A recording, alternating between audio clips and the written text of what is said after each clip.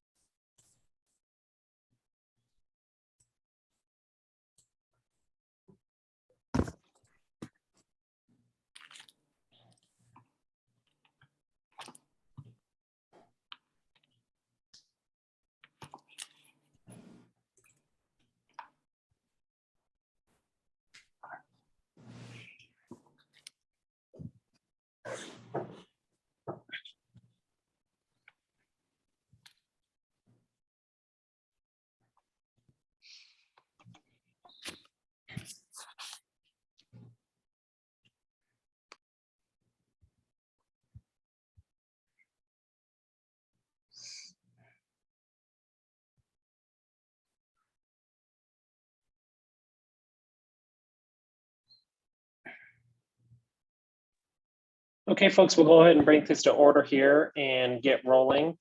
For those of you who may not be familiar with me, I'm Bobby Von Drossik. Trupti Suthar is the other SUNY registered org name box on the little screen, and then we have Mike DeBells on the Land Use Committee, and Bill Hare and Rod Kaczynski. Is it Kaczynski? Is that right, Trupti? Am I saying that right? Yeah. Should be Yes. wandering in shortly, but we'll go ahead and get going here. First and foremost, we have, can I get a motion from one of the Land Use Committee members to approve the agenda? I'll motion to approve the agenda. Motion and a second. Okay, so that's agreed to. Are there any clarifications or amendments to the previous meeting's minutes?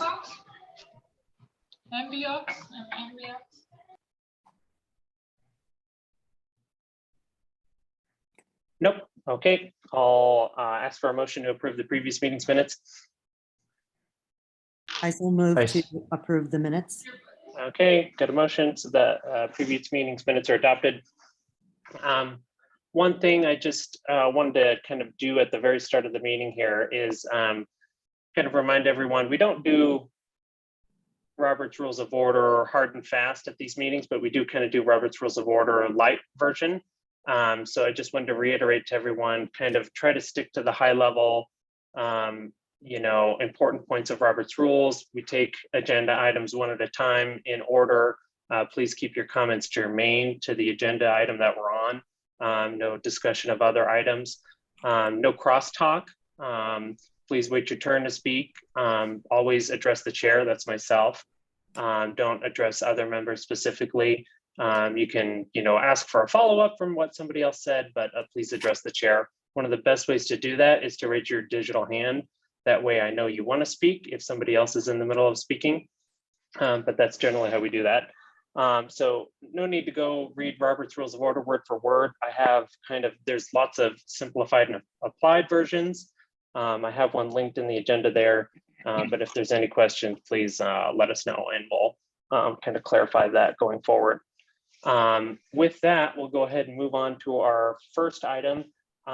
This is kind of out of order, but Mr. Wang requested to go early. He has a later commitment in the evening, but we'll go ahead and turn it over to you. Mr. Wang, you got 20 minutes. So the floor is yours. Excellent. Thank you very much, SUNY PCD board members, SUNY neighbors, and everybody here in the Zoom meeting. Just to reintroduce myself, I'm Billy Wang, and this is my architect, Anshin Wang. We had presented our initial presentation for this rezoning. Bless you. Sorry. No worries.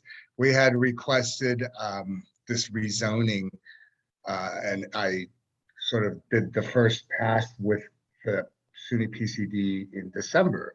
I think December 14th, was it? 2 months ago. So with that said, just a refresher, the current properties that we're looking to rezone are 4461 to 4479.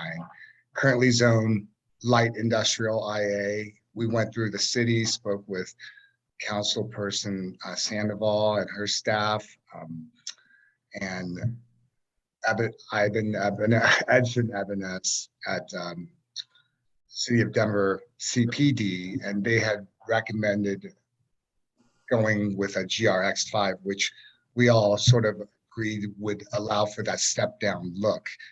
So the most important thing that I think we were tasked to do was to introduce in some summary the type of prototype that I'm working on right now in Sloan's Lake. Build and the mechanical parking. So I have videos of those two. And I know Trupti, you've actually driven past one of the projects that's this modular GC that I'm working with, actually GC that project. So with that said, I'm just going to share my screen. Is that okay, Chairperson Bobby? Sure, that's fine. Go ahead, Billy. I'll stop sharing.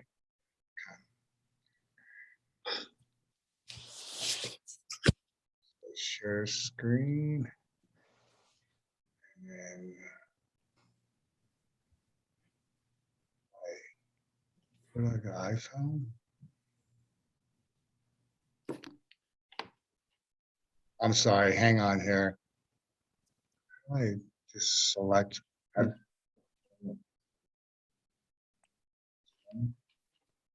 Show all windows.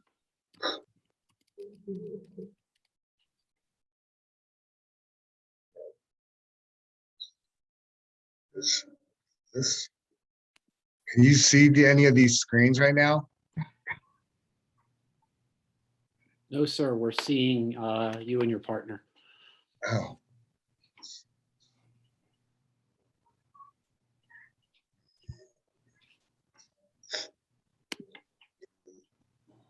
This one.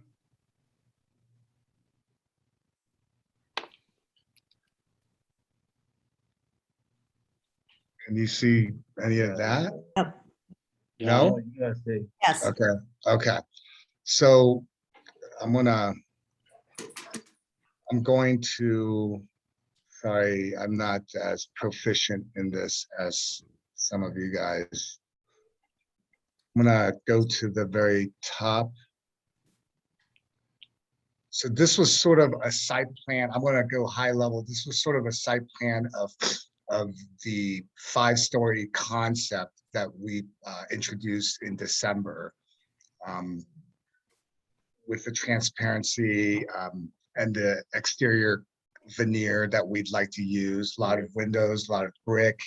There's an open plaza area right here. There's flex space for community retail, commercial space available.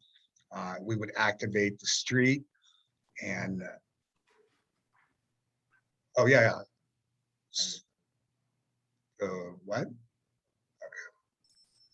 So as discussed, the alley is usually the transport method for parking. And I had mentioned showing you a video of the puzzled or mechanical parking that will be playing for you, that be accessed via the alley back here. So with that said, let me just show you some still pic. Well, I'll go ahead and show you the actual video. Let's go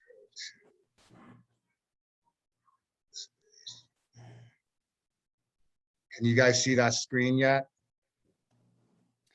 Yes. Yes. Yes. I'll play the video for you guys.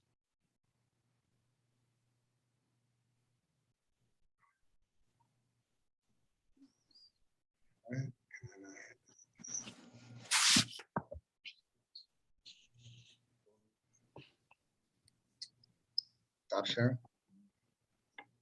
share? Yes. Where is that? It won't let me hit there. There we go. Can you see that now?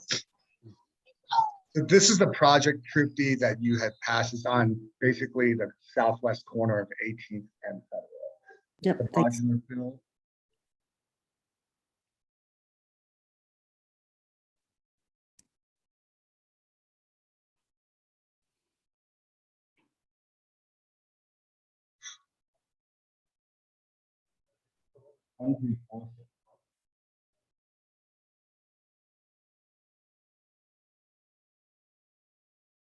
Oh, prefab.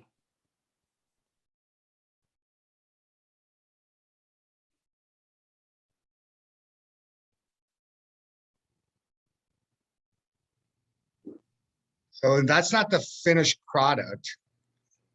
Yep. I'm gonna stop and share screen right here. Okay. This. Yep. Stop.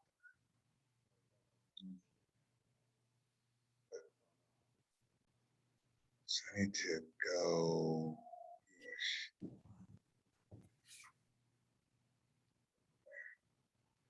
All right, so I'm gonna show you some still pictures of that construction. These units come finished and then they're stacked, as you can see, finished in terms of the interior finishes.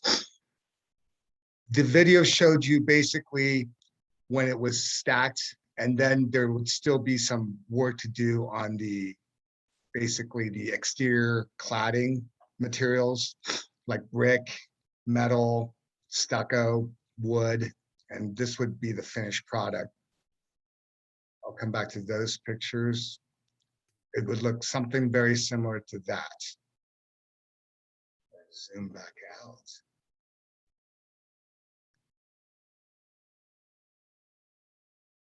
So that's facing Federal, This right is there. facing Federal and this is 18th right here. And this is facing Federal and there's retail down here.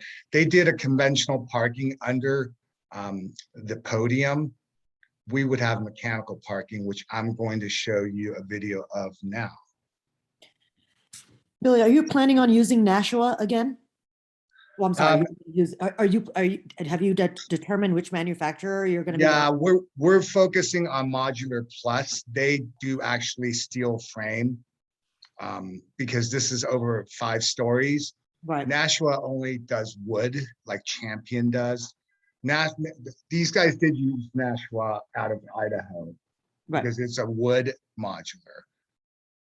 Because the Conejos project is a 8-story, we needed a steel frame manufacturer. So we're going with Mod Plus, who has a facility, a manufacturing facility in Dallas that would be transporting the actual module units from Dallas to here.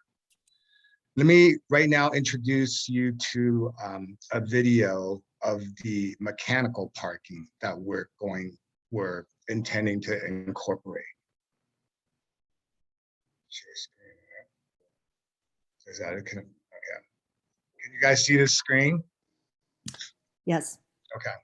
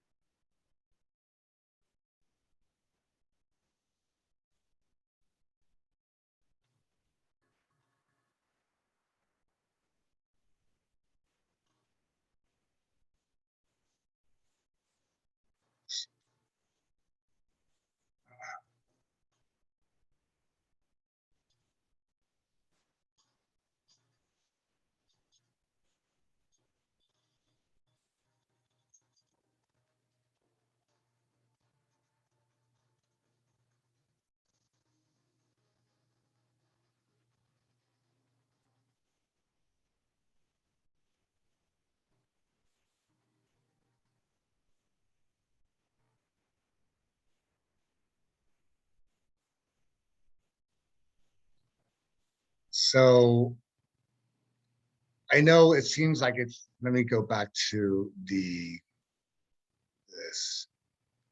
I know it seems like very high technology, but actually in all actuality for that application of mechanical parking, for how narrow our lot is, it's way less invasive to neighbors.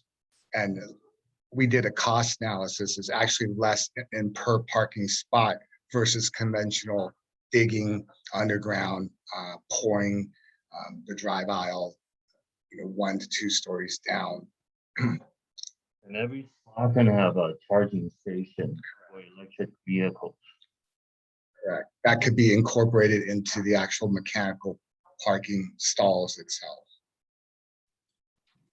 Let me go. Were there any questions thus far? Mr.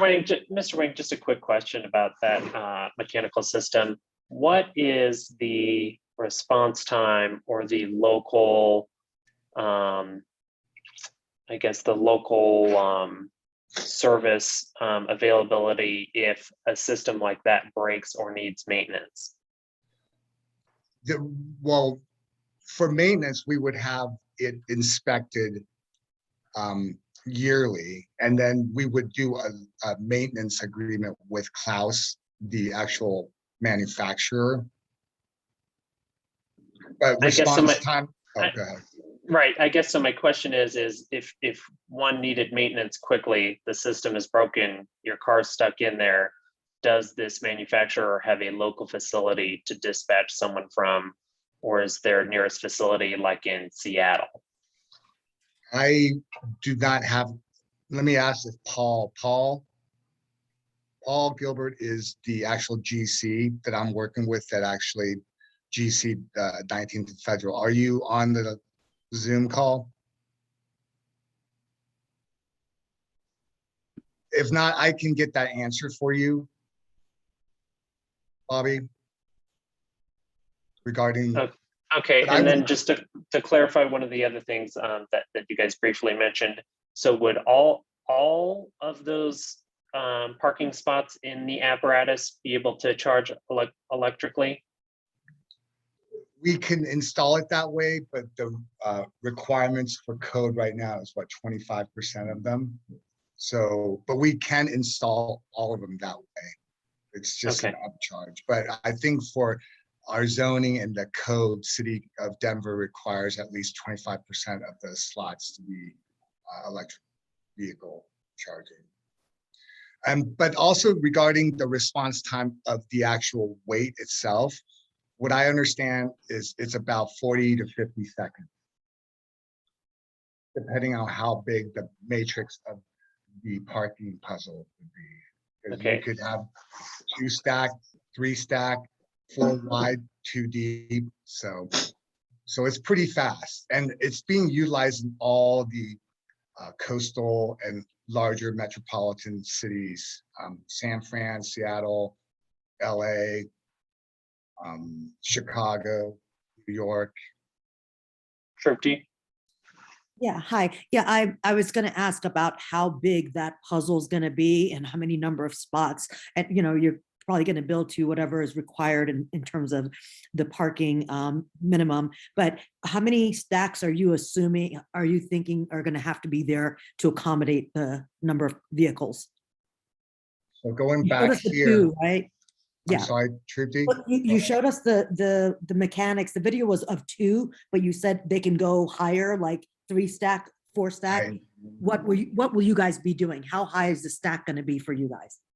I believe with the current concept of units, we would require about 76 parking spots. We'll do 1 level below and then 2 above. Okay. So it's like 3 stacked by 3. 4. So they were like 3 by 4s. And Okay. when he says below, we would excavate maybe 7 feet in where these city lift area is, but we're not excavating the entire footprint. So there's your less invasive to the neighbors, to the ground itself. I find that to be the most effective way. And the other important thing is you guys wanted to see the prototype. So we would be implementing that first at my Canejos project. Am I still good on? Yep, you got about 5 minutes left. Was there anyone else that had questions for Mr. Wang?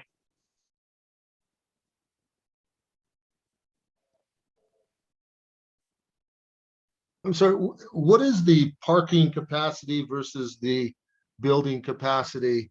I mean, is it, because I think the city code is like 75% or something, 66%?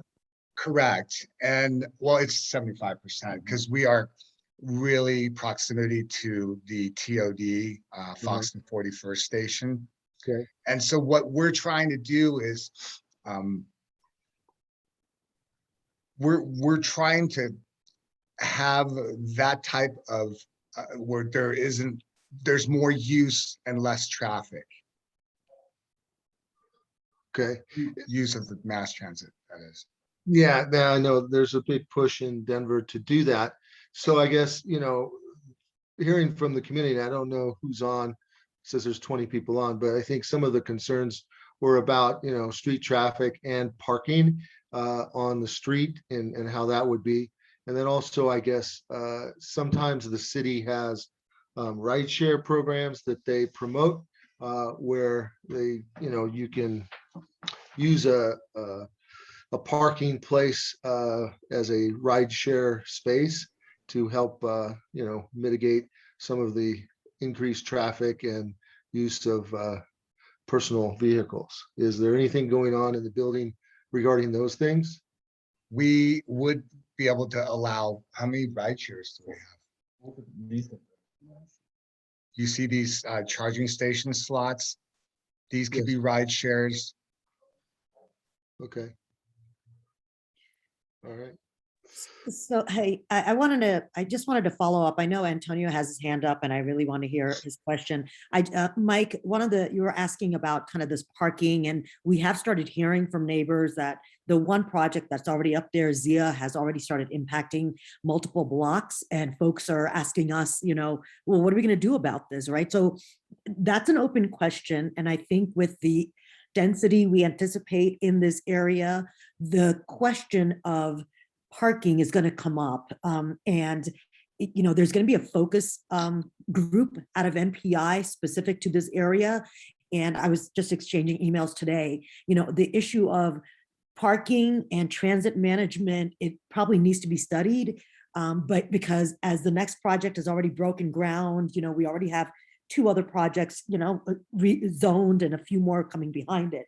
So that is a larger conversation that we must have with Dottie in general, because, even though we have the 75, it's still, at least with Zia, the parking is overflowing into the street. So we have some concern, or neighbors there have some concern about it. So Mike, the conversation will be going on with the city and Dottie kind of on a plan when we talk about neighborhood planning initiative. Thank you. Mr. Benton, this will be our last question, and then Billy, I'll let you respond. Yes, good evening. I just wanted to ask 2 questions. What is the required amount of parking that you're required to provide? And then what number of parking spaces are you providing on site, not counting on-street parking? So with this concept that we've put together, what was the number of you? 90? Yeah. But 76, Yeah, we need 72. 72 We're required 70 to provide 72 spots. out of 90 Yeah. units. And we're providing 76. Gotcha. Okay. And then are you also providing same question when it comes to bicycle parking and spaces as well? Like, was that required number versus the number you are providing? Yeah, we will exceed the required bicycle parking because this area below the charging station will be designated as bicycle storage within the building. You said I don't. You said there'll be. Okay, a we're, resident we're parking gonna, we're in gonna that have to space. wrap it up there. So Mr. Wang, if you want to make any final comments.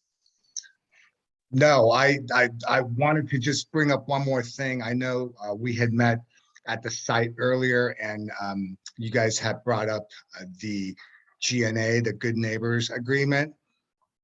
I would be happy to work with you guys throughout this process to lock down these type of elements at whatever percentage.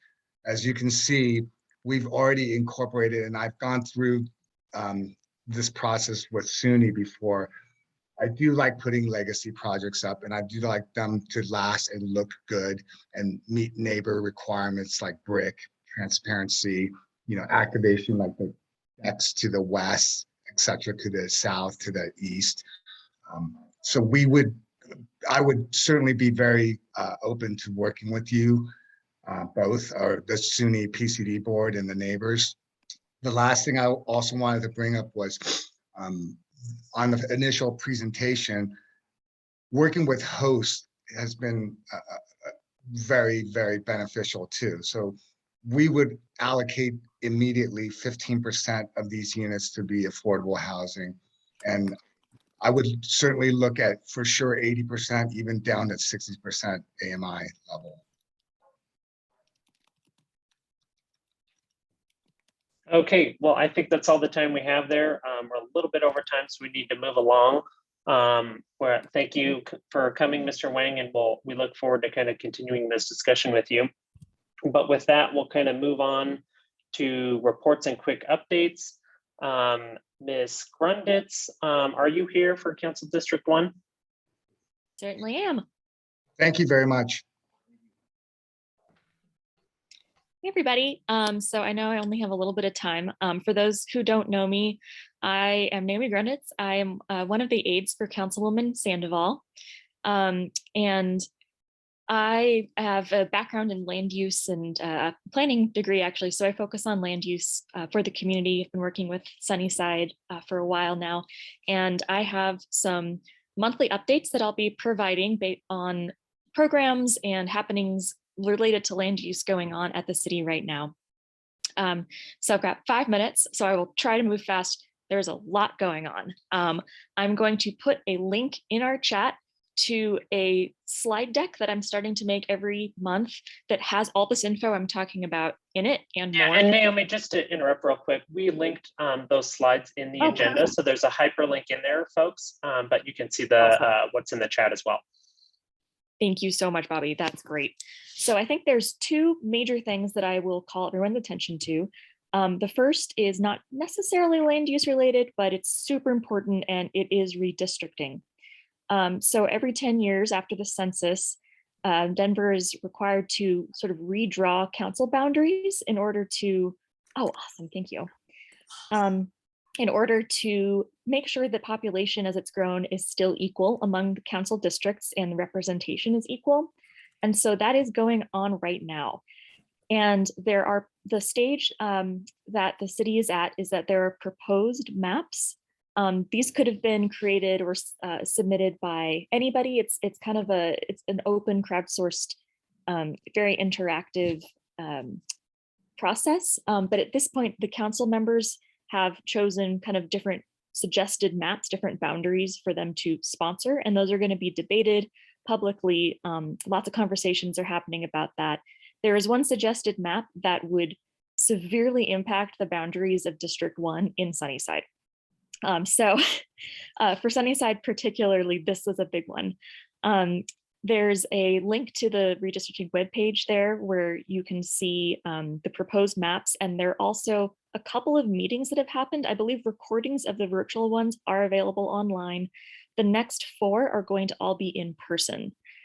So there's 2 kind of close to or in District 1, one at Lake Middle School, one at Manual High School. If you're able to attend those, that is great. We totally understand if you can't. So please do go to the redistricting website and send any comments about maps to the redistricting committees as well as to us, because we'd love you all, of course, to weigh in on this. It's very important. So the next, I think it's probably the next slide. You know what, since I have such little time, Oh, no, I'll address this one because it is important to Sunnyside. So the Board of Adjustments, if you're not familiar with it, is a place to go where if there's a specific zoning rule that you're running into an issue with your property and you want to ask for an exception, there's a place, a board that you can go to ask for basically deliberation on a variance. It's called you're requesting a variance. Councilman Sandoval has been working really hard with Councilman Knich and the mayor's administration on some updates to this process to make it more equitable, to make it more professional, and to make it modernized. So there's a really great important piece of legislation that's about to come late February for a final vote. And Sunnyside does have, it's actually much of the work needed around the Board of Adjustments came up due to some Sunnyside residents who were trying to get a accessory dwelling unit for a parent and ran into all sorts of problems and red tape about that. So it's really thanks to Sunnyside that a lot of this work is being done. So thank you. And next slide. This will be my last one. So I want to stay brief for you guys, but it is also super, super important. For the past year or even more, Councilman Sandoval has also been on a committee that has been exploring how to mandate affordable housing included in new development.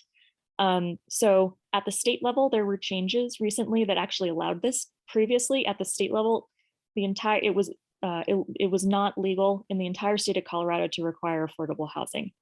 There was really important changes that happened recently. So Denver's been working to try to figure out what that's going to look like for Denver. The draft proposal is out. I highly recommend going to the webpage here, as well as a series of briefings that they've been bringing to some of the council committees. It is a big, complicated proposal. So I am happy to try to dive into it more with anyone. I really do recommend those briefings because they explain it way better than I ever could. But again, this is really important. It will require everywhere in the city when there's new development to have affordable housing for a portion of it. So I'm happy to take any questions about these three things, and I don't want to take up too much of my time here. Okay, we have time for 1 or 2 questions if there are any from the group. And I can answer things in the chat too.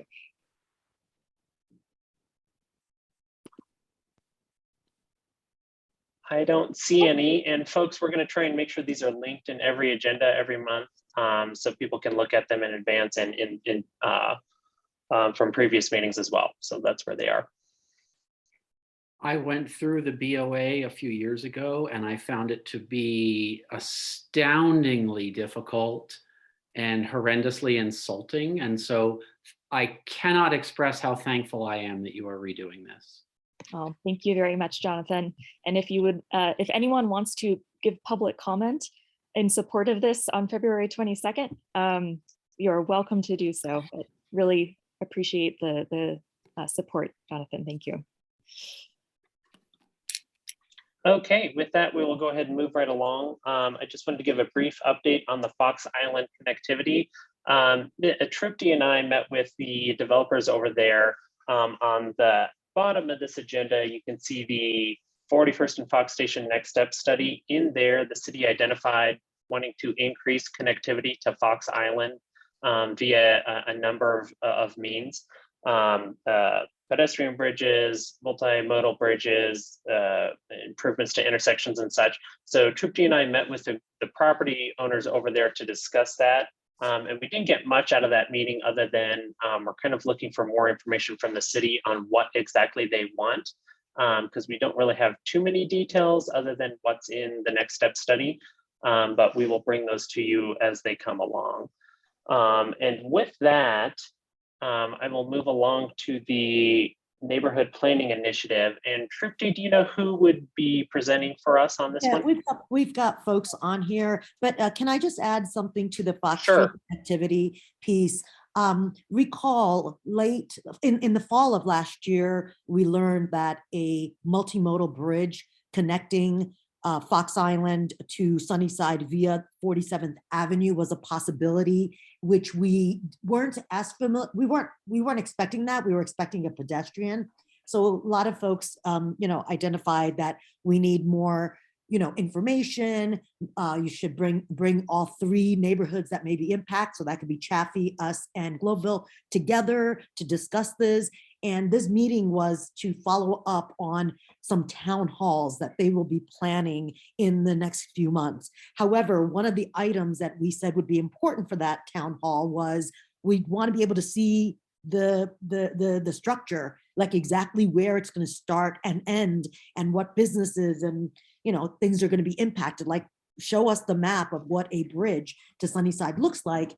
They indicated, well, they don't have that yet. That's another feasibility study that they're working on. So what they said was, they're going to be working on that feasibility study, then come back to the 3 neighborhoods on multiple town halls, a couple of virtual, 1 virtual, 2 live, something like that, to discuss those options and take questions and input. So that's kind of, we're waiting for some town halls coming up in the spring, I would anticipate. Thank you, Bobby. Okay. Bobby? And we'll turn it over to this. Yeah. Bobby, my name is Pete Tavani, and I am the general manager of the piece of property at 47th adjacent, where 47th would be extended. I'm just letting you know that that's who I am. Okay, thank you. You're welcome. With that, I'll hand it over to the city staff for the neighborhood planning initiative, kind of a discussion there. Or And I we've think more of an got update. Yep, we've got Sung Han. Are you going to be doing this? I didn't see Ella on here today. Yeah, Ella will not be joining us tonight, so I'll be kind of leading the presentation. So I do have a presentation and I can share a screen. Okay, we will let you have it there. Great, thank you so much. 1 second. All right, hopefully you guys are able to see that. Oh, and I can't see all of you guys. Let me drag you over so I can do that. Does everyone see the set of slides? Awesome. Yes. Great. So my name is Sung Han. I am a senior city planner with the City and County of Denver, Community Planning and Development, the Planning Services branch that deals with a lot of the long range planning for our city and for our department. So today I'm going to go over the Near Northwest Area Plan, which started about a year ago. And so the agenda for today is to quickly go over the plan. What is planning and what are we trying to accomplish through this plan? I believe we were here with either this committee or the larger SUNI RNO about a year ago to talk about this, but I did just want to provide a quick recap and then also talk about some of the recent engagement that was done and completed as part of phase 1. So just to do a quick recap of what we've heard and how that's going to continue to inform as we move forward into phase 2. And that's where we'll spend most of our evening today, just talking about different ways to engage as part of phase 2. And then I'll leave it up for hopefully 10 minutes or so for a Q&A for those that do have questions. So why plan? So planning really provides the opportunity to really step back and think big picture as a community.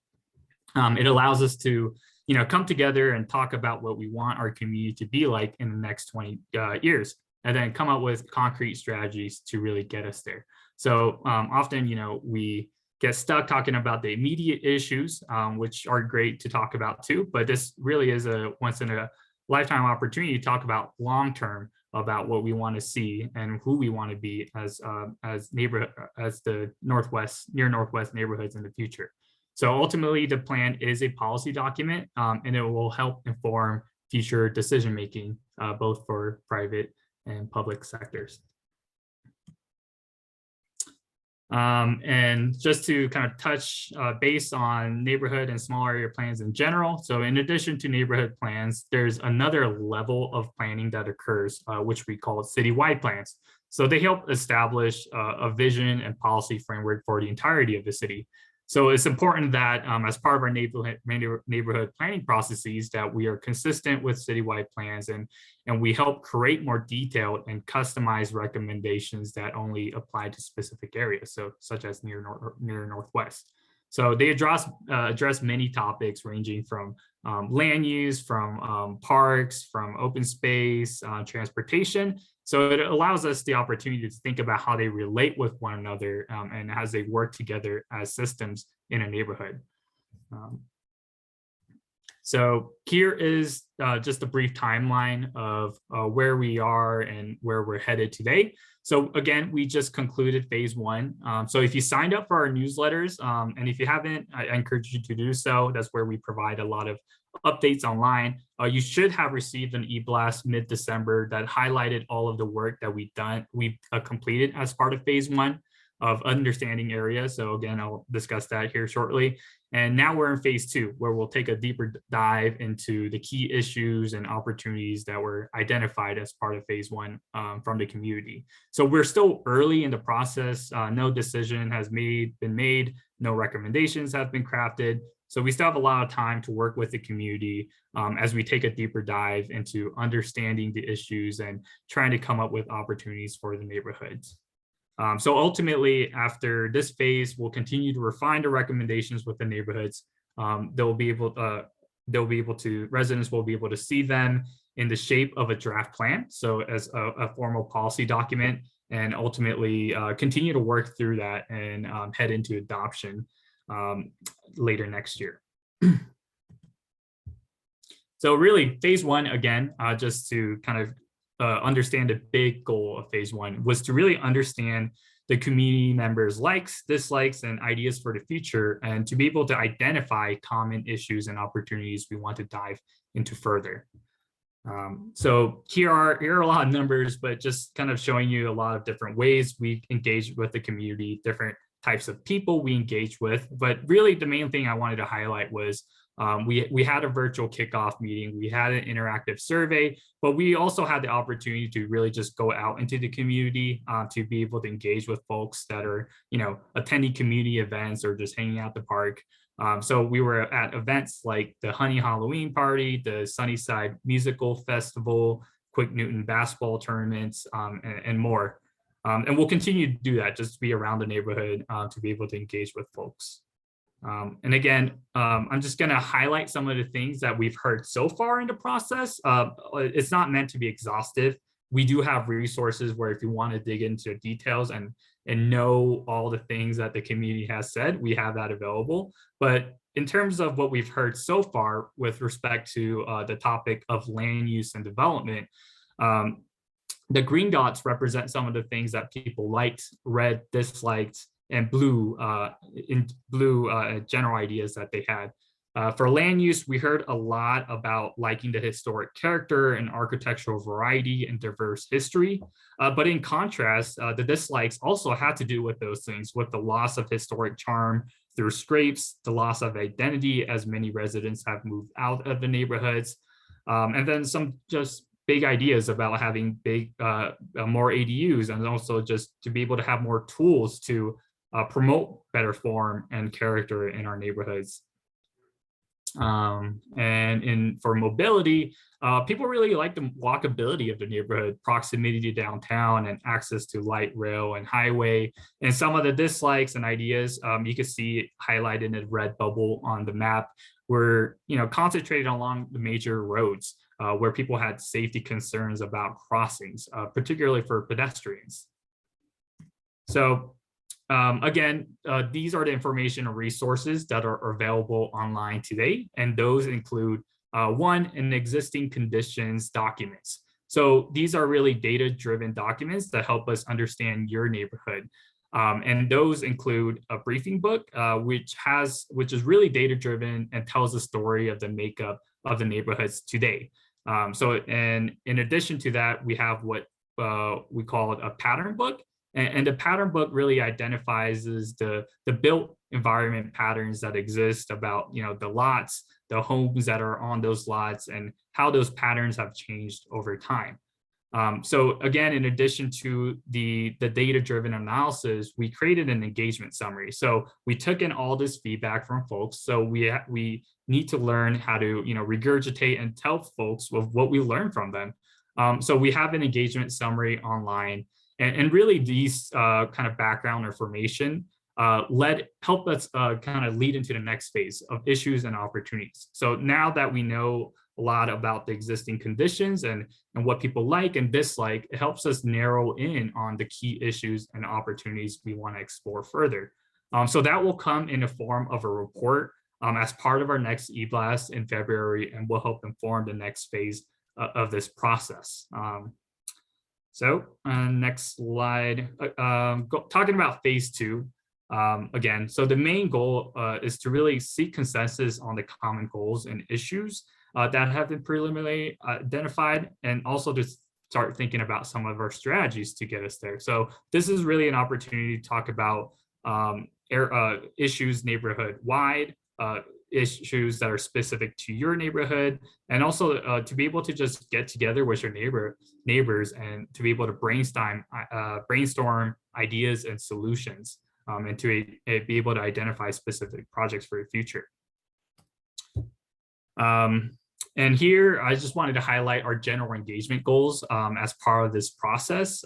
Community engagement has significantly evolved over the past few years of how we reach out to the community. In the years past, we would think that, inviting people to workshops and expecting a couple hundred people to show up was a sign of success. But now we're looking to reach really a broader audience and more people. So we are carefully looking into who's being heard and tracking those things, and how can we better engage folks, but also understand the gaps in our engagement of who is not being heard and who is not being brought to the table, and being mindful of that as well. So really the four goals that we focus on is how do we engage different perspectives and voices of those who live, work, visit, and play in the area? And how do we prioritize hard to reach communities, of populations that are typically included in public processes, like the youth, people of color, non-native English speaking families, residents of lower incomes, renters. And then third, how do we continue to build trust and transparency? So not just continue to pile input and just to be able to understand what the community is saying, but keep that to ourselves. But how do we make that transparent and show that we're truly listening and incorporating your feedback as part of the planning process? And the fourth, really providing clarity in roles and processes so that people understand what their role is as part of the Near Northwest Area Plan. So leading into the second and third goal about how do we reach the populations that are most hard to reach, and how do we engage with vulnerable, and how do we build trust in community? We recently partnered with Colorado Changemakers Collective, one of the consultants on board, to help us with this focused engagement. So they really support focused community engagement efforts for different types of organizations of all kinds. But their main purpose is to empower Latinx families and communities to participate and engage authentically in community decision-making processes like a neighborhood plan. So they help us build greater relationships between these families and community organizations. So we're really relying and working with CCC to reach the hard to reach populations. And what they're doing is they have members called promotores, which are community advocates and outreach leaders. And they've identified people that live in these areas and are working with them directly so that they can go out into the neighborhoods to be able to obtain information from these people that wouldn't be typically involved in a planning process if we did engagement the old school way. So that allows them to be in the neighborhood, to be at storefronts, have one-on-one conversations, to be able to organize community roundtables themselves, and bring resources to the people and make sure that materials themselves are digestible so that they are able to understand and also provide valuable feedback for this process. So this is a pilot for our neighborhood planning in general. So we're excited and lucky to launch this with CCC. But in addition to all the focused engagement, our broader community engagement, we're trying to make it really easy and interactive and have all sorts of options to engage as part of this next phase. So that includes virtual web to be able to fill out online surveys, and also have the ability to, fingers crossed. Mr. Hahn, I have- just wanted to give you a 5-minute warning here, Okay. just to let you know what your time was. Great, thank you so much. I only have 1 or 2 slides and in-person workshops. So virtual, we're going to cover the focus topics that have been identified in the issues and opportunities report. I think Shruti alluded to number 4, where we're talking about the industrial areas of near Northwest Denver, which includes Chaffee Park and Sunnyside and parts of 41st and Fox Station. So we'll be able to talk about that and also speak to neighborhood specific issues as part of these virtual roundtables. So those will come in March. And then to be able to have an online survey with video guidance for people that will help guide users through the information and to be able to provide feedback and again, neighborhood workshops. And those will come later in spring. So things to look out for: the e-blast I mentioned, the resources that are online today, the issues and opportunities summary report is coming out soon, and a street campaign. So we will be out there with the community, just flyering and trying to get people involved as part of the next phase. And that is it. And I will leave the rest of the time for questions. Thank you guys so much. Okay, any questions for Mr. Hahn? Now I'll stop sharing my screen so I can see everyone's faces. I don't know how to stop sharing. Pause sharing or stop sharing. There it is. Yeah, I have a question for you, Mr. Hahn. Yes. My name's Pete Tavani. Can I start talking to you about the property that I'm the general manager of at 47th and Jason, to incorporate into, so that I can know more about what you guys are doing and as far as the information you're getting for what the neighborhood and the community would like to see over there? Yeah, no, definitely. Since I mentioned the industrial area, and I'm assuming you're talking about kind of closer to I-70 when you say 47th, or is it a different? Yeah, it's the old standard fence site. Okay. My father and his dad bought it in the early 60s when they moved standard fence and hard lumber and hardware from 10th and Federal over there. So yeah, I'm just in charge of that for the family partnership, and I just would like to start talking to you guys about our concepts and what we can get done.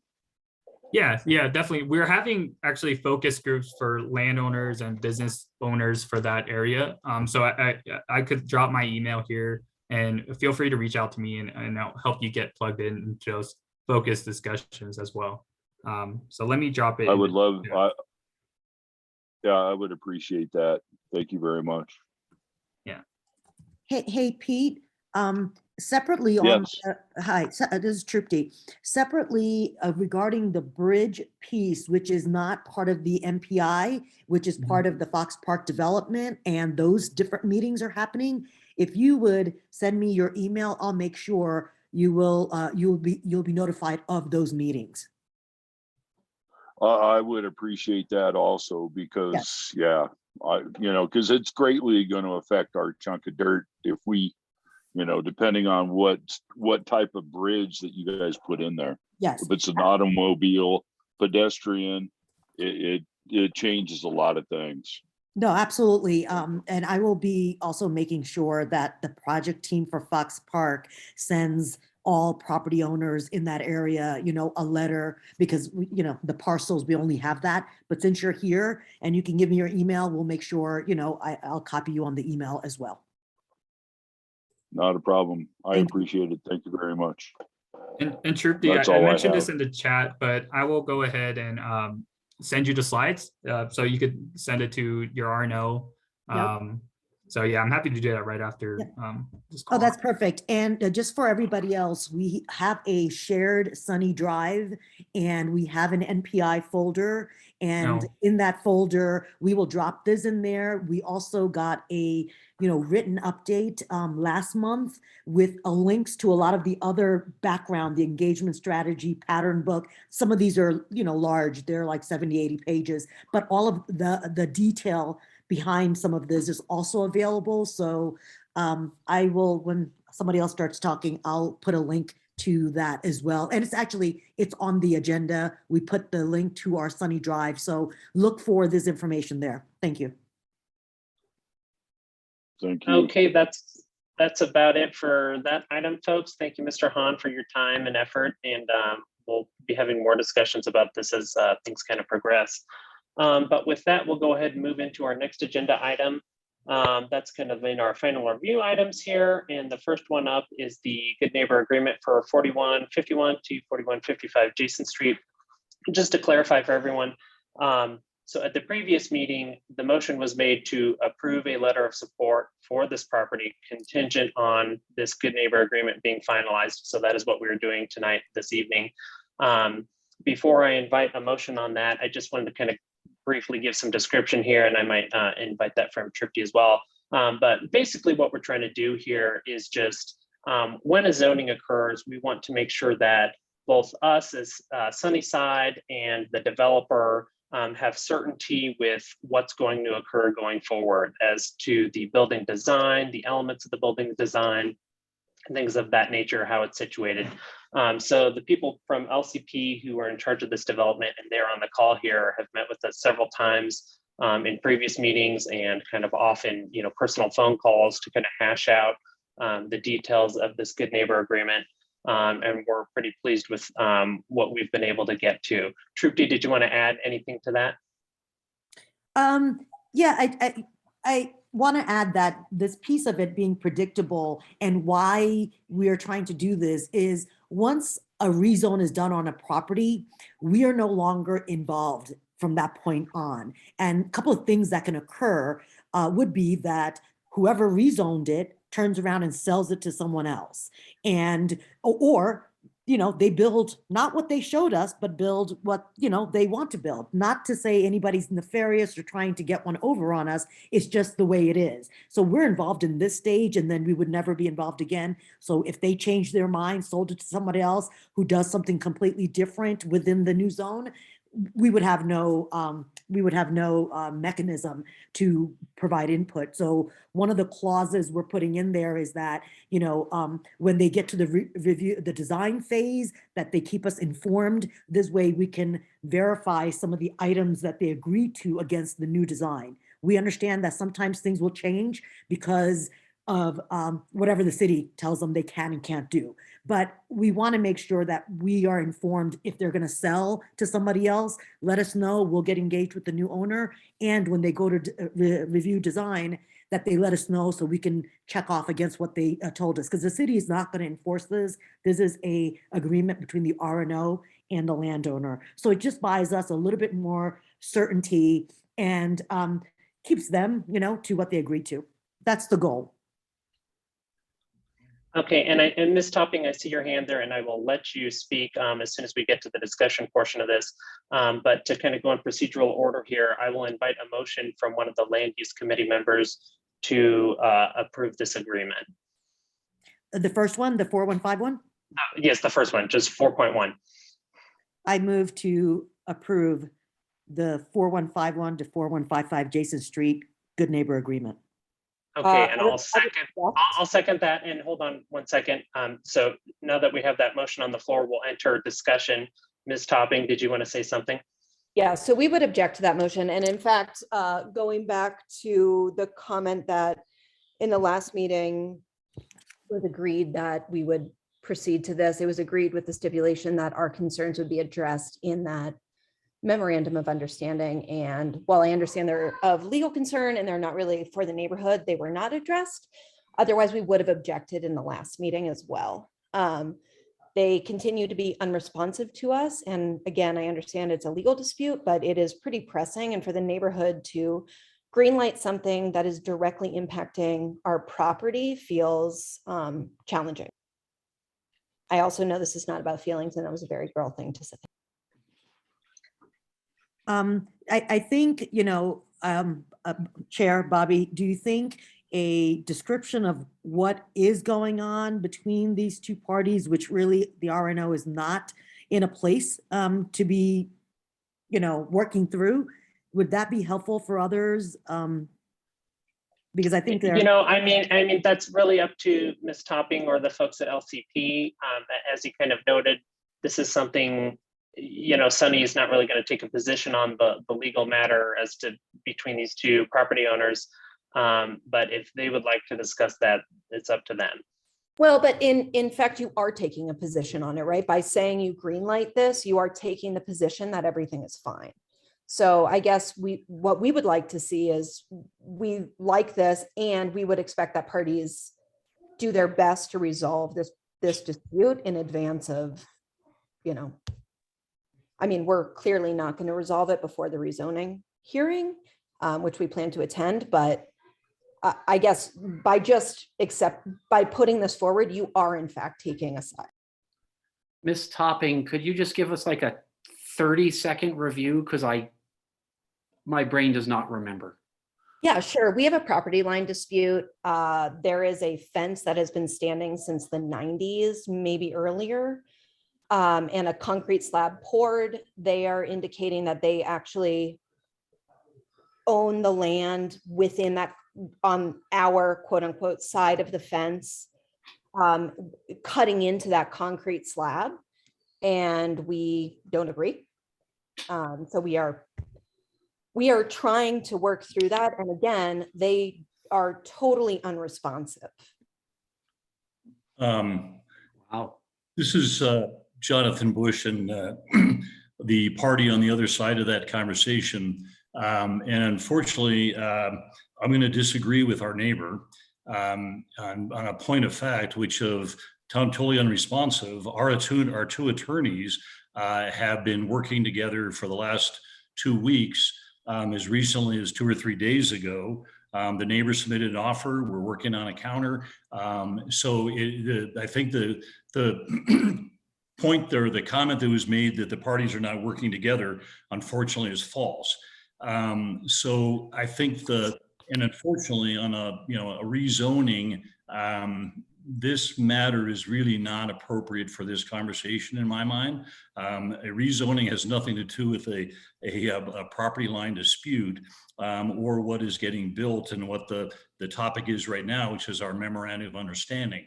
And again, the concrete slab she's referring to, unfortunately, was poured without the permission of the prior owner. And so it, by virtue of being poured, in no way expressed or created a property line.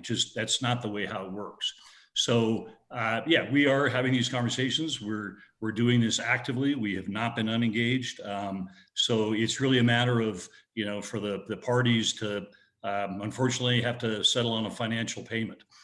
But that's being negotiated, and we're endeavoring to do as best as we can with our neighbor. We want to be good neighbors. We obviously have a project that we're going to be developing, and we certainly don't want to start on the wrong foot. So we are endeavoring to get that resolved. But again, I would just comment, I don't think it's unfortunately an appropriate conversation for this particular topic. Jonathan, I appreciate where you're coming from, and I understand why you would say that. Our only position at this time is that we would ask the neighborhood to do what they say and not take a stand.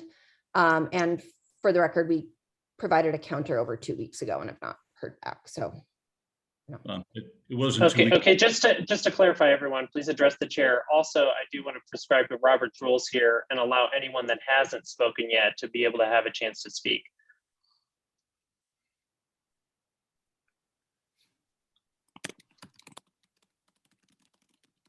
I don't see any other parties wishing to speak. So Ms. Topping, if you wanted to continue your kind of comment there, feel free to do so. Yeah, I mean, that is my whole comment. There's nothing else. Let's see, we got a comment in chat. Let's see. Mr. DeBell, is that a hand or? Okay, yeah, Jonathan, if you want to. Yeah, sorry, I hit the clap, not the hand. Go ahead, Mr. DeBell. My fault. Well, it was Jonathan Drought.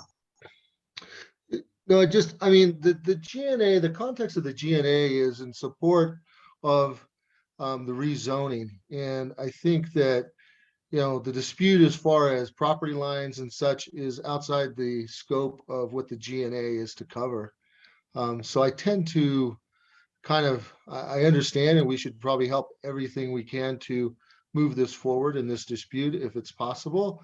But I don't think it's really in the purview of the GNA at all. Okay, I'm going to go ahead and allow any last comment before we take a roll call vote here. Ms. Topping, I see you have your hand up. Yeah, so the areas that I do think are of concern to this, one is, whether there's a 3-story building or 5-story building right against us, obviously matters to us, which I understand does not impact everyone. However, there's things like, I heard this come up earlier, the fire lane at Zia means there's no parking on a whole side of the street. Where is the fire lane going in this? How is that going to impact street parking, right? I feel like there are things that have not been covered in this letter that directly tie to these negotiations in terms of where that fire lane is going, that do materially impact how this rezone and the density that it's going. So with Zia at one side and this property, kind of kitty corner, and another 8-story building across the street, we have serious parking concerns that I don't think have been addressed or considered, frankly. Okay, last comment, Ms. Suthar, before we take our vote. Yep, thanks. There was a comment in chat about, there is a property line dispute. Okay. Sorry, it was not what I was thinking of.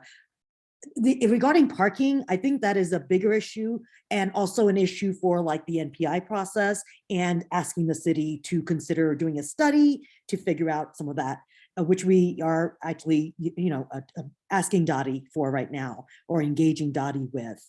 I think that was it. I'm sorry. I lost my train of thought. Okay, so we're over time here. The motion was made to approve the Good Neighbor Agreement. So I'll go ahead and take a roll call vote of our Land Use Committee members. Ms. Suthar? I'm a yay. Mr. DeBell? Yay. And I am a yay as well. So that motion is agreed to. And we'll continue to follow up with this, folks. This is an ongoing process, but we're going to have to leave it at there for now, and continue on with our agenda. So moving on to our next item, the Good Neighbor Agreement for the 4120 federal property. I don't know if there's anyone here from that group, but the Good Neighbor Agreement is linked in the agenda, and that's been out there. So just to briefly comment before we take any motions on this, we've been working with this group for quite a while now. They've gone through multiple revisions of kind of back and forth with us, and we really like what we've gotten to. We've gotten to kind of the design elements we wanted with a full front brick facade, and they've really gone above and beyond of demonstrating good faith with provisions of this in this agreement, going out of their way to put a deed restriction as to the GNA and put money in escrow as well, in case anything ever did come up with this agreement. Ms. Suthar, did you want to add anything else? No, thank you. Okay, so with that, I'll invite a motion to approve the Good Neighbor Agreement for the 4120 federal property, and then we'll enter discussion. I move to approve 4120 federal Good Neighbor Agreement. Mike, can you second? I can second that. Okay, so we'll move into discussion. Any discussion points on that?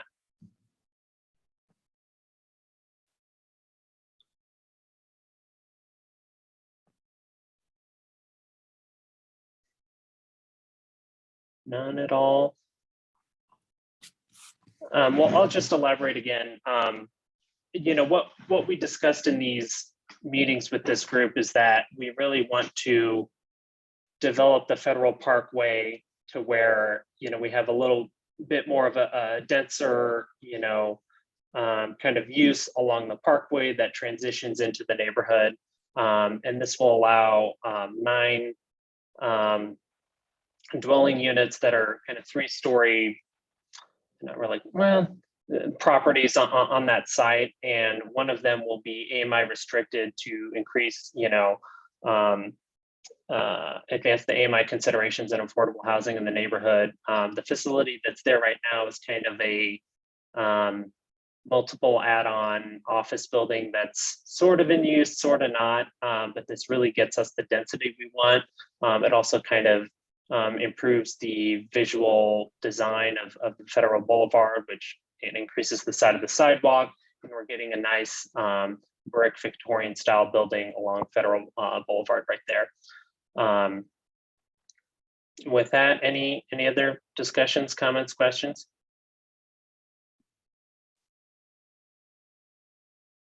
I will add, Meeting- oops, sorry, go ahead. I was Go just, I missed the meeting, but I think that when we look at what our neighborhood engagement studies have said, people who live here want to see in Northwest Denver, I think this group did a really good job of pulling those elements into this particular good neighborhood agreement. And we actually had, help from a prior land use committee member who stepped down, Catherine Cornwell, who, is a planner by trade as well and a long-term resident. So we were thankful to her in a lot of the negotiations, especially around materials and getting this group to agree to a substantial amount. And so, yeah, they were a really good group to work with. Any other comments?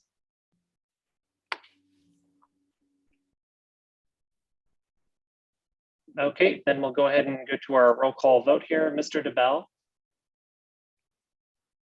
Approve. Ms. Suthar, Yay. and I'm a yay as well, so that motion is agreed to. Okay, moving right along. We do not have any items in unfinished business, so we'll go ahead and move to new business. Just a few things here we wanted to discuss, and obviously we've kind of been hinting at some of these other topics throughout the meeting. But for the members here and anyone who watches this recorded video later, something we want to do as the land use committee is kind of address broader, big level items in the neighborhood. One of those is the Department of Transportation and Infrastructure for the city and county of Denver, and kind of looking at Dottie issues on East Sunnyside as well as Sunnyside, larger as well.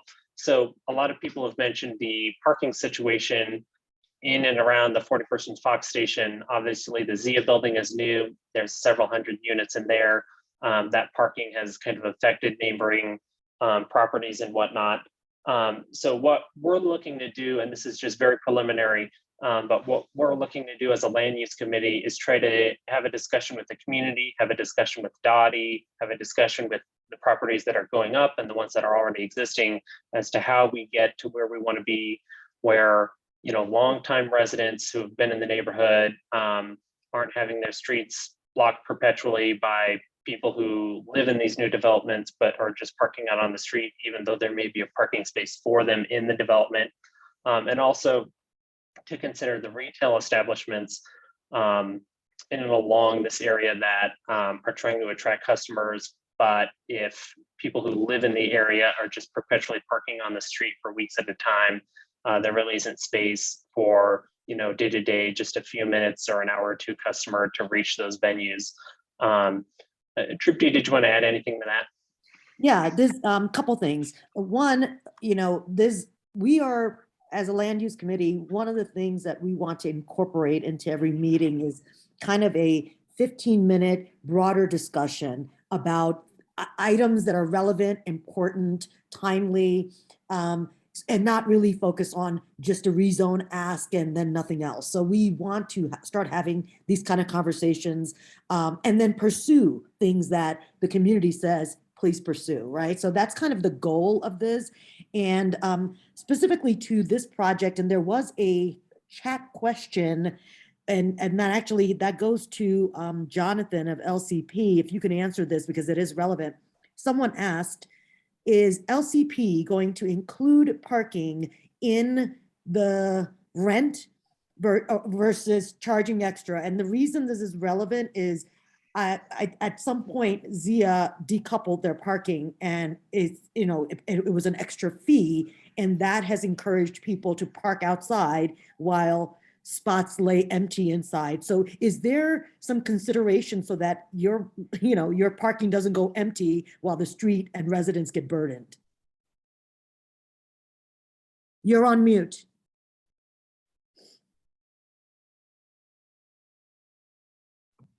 There we go. Apologize for that.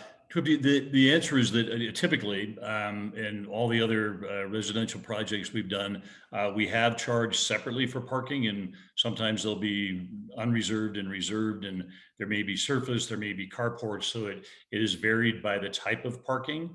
In this case, we've got, you've seen the renderings on the alley side with the carport, and then we've got below building parking. The intent was to have it a separate charge just because we've done it that way. This is the second time we've heard this concern, so it's something clearly we'll take under consideration. Yeah, we don't want to be if there is a parking issue being a contributor to that. So yeah, I think that's one that we certainly are would welcome the opportunity to kind of look at internally. So. Yeah, and I think eventually, like longer term, as there's more and more development and more, less and less space on the street, their incentive will be to go ahead and pay for the parking. But the first couple of projects, people may continue to think it's okay. So my suggestion would be is to monitor if you got empty spaces, but the folks are outside, that's a problem. So, and certainly we'll come back to you with those if that happens. But yeah, thank you. We're arguably we're financially incented that if we've got parking and nobody's parking, that's not very smart. So we're financially incented to realize some return on the parking. So no, appreciate that thought. Jonathan, go ahead. Mr. So Drow. I used to live on the west side of Federal, just north of the big apartment building at 32nd and it wasn't at Lowell, 32nd and Julian. And while I lived over there, that had been retirement only. It was converted to open, anybody could live there. And they decoupled the parking spots from the rent, and they charged extra for the parking spots. And within 7 days, my entire street was filled with cars, and 80% of the parking spots were empty. So it's very high risk for the neighborhood to have that situation where people aren't either given or required to use the parking in their building. And we went from a nice open street to cars that would sit there for days and days and days and only be moved to avoid tickets. Yeah, and something I'll just say is that although we would like parking to be paired with every living unit, I'm not sure exactly what city code is, but the kind of urban planning perspective is that we should charge people for parking to incentivize them to not have a car. So it's kind of this combination of trying to use carrots and sticks. Something else we've been thinking about as a land use committee is, are there certain areas of East Sunnyside immediately in front of retail businesses or otherwise that we could just classify as 3-hour limit or 5-hour limit, to where it frees up parking and there's plenty of parking, for people who are in the area who have someone just visiting, but that person who just wants to park their car and leave it there all week can no longer put it there, and they do have to go buy that garage spot. So that's some of the things we're looking at,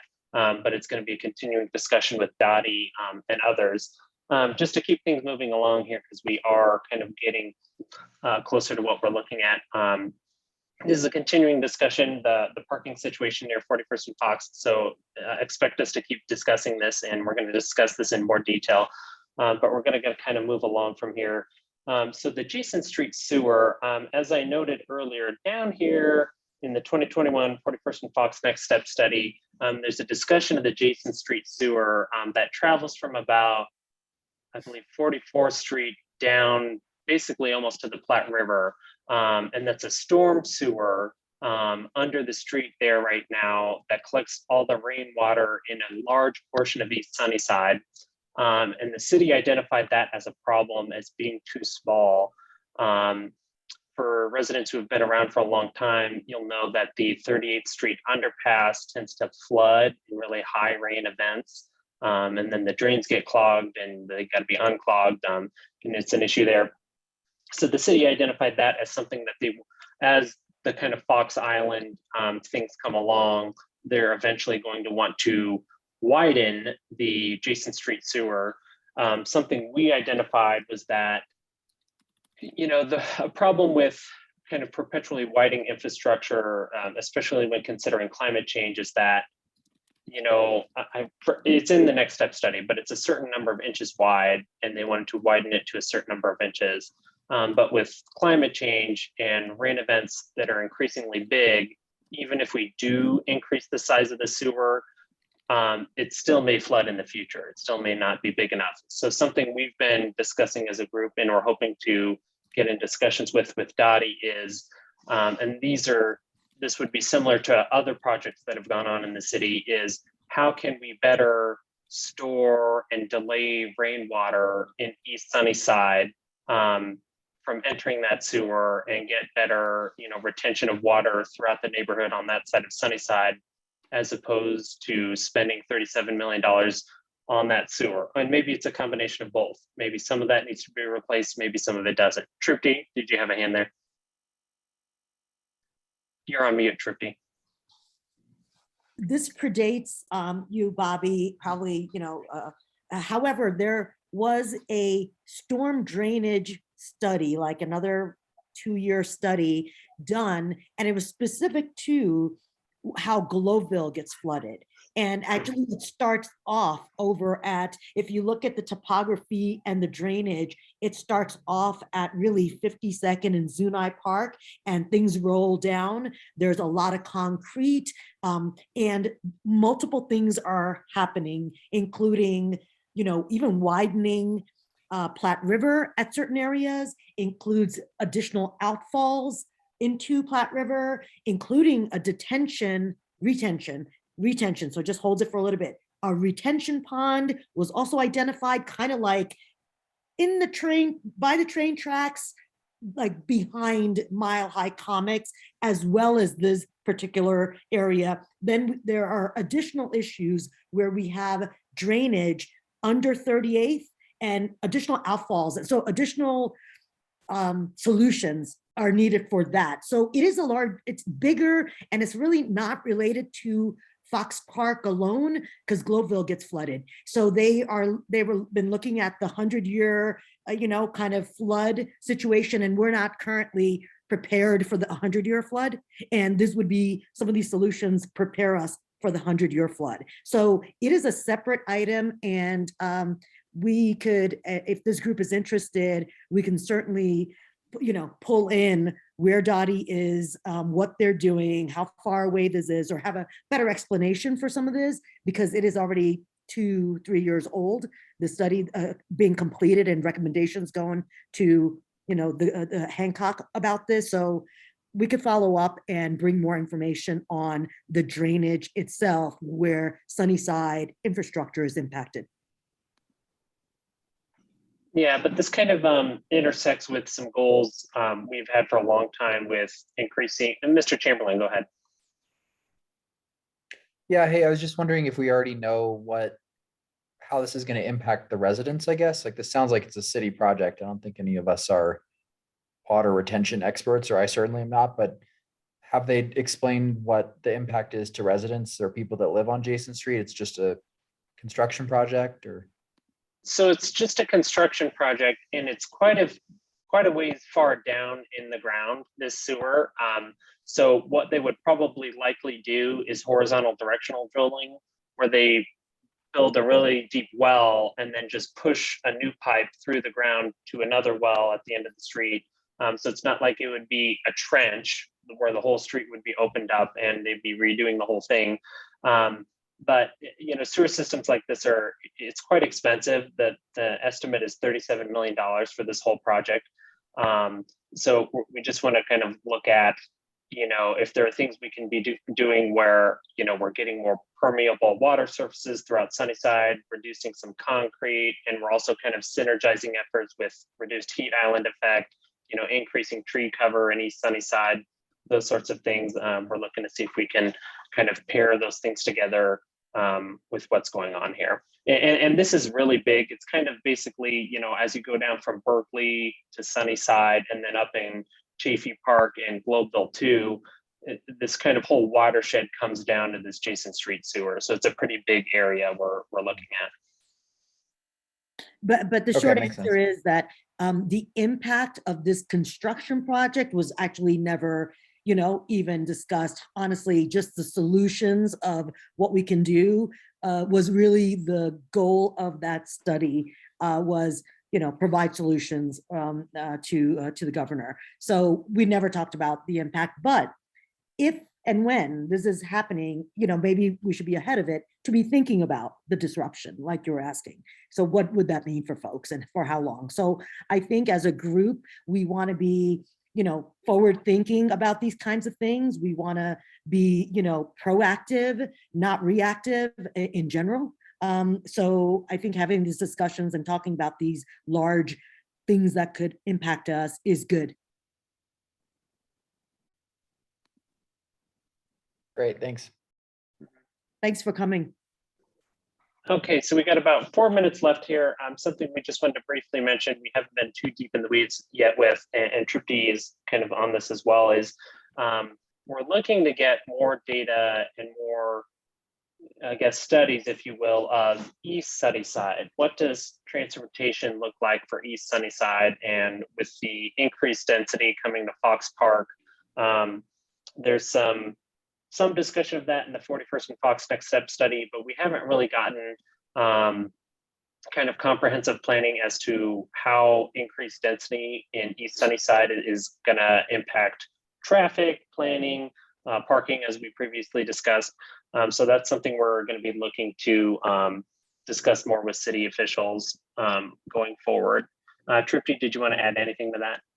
Yeah, so I think the neighborhood planning initiative, specifically the you know, Fox Street and industrial area focus group, I think you know, and this engagement that's going to start right pretty soon, right, in the next month, and then it'll last for 2-3 months, most of spring.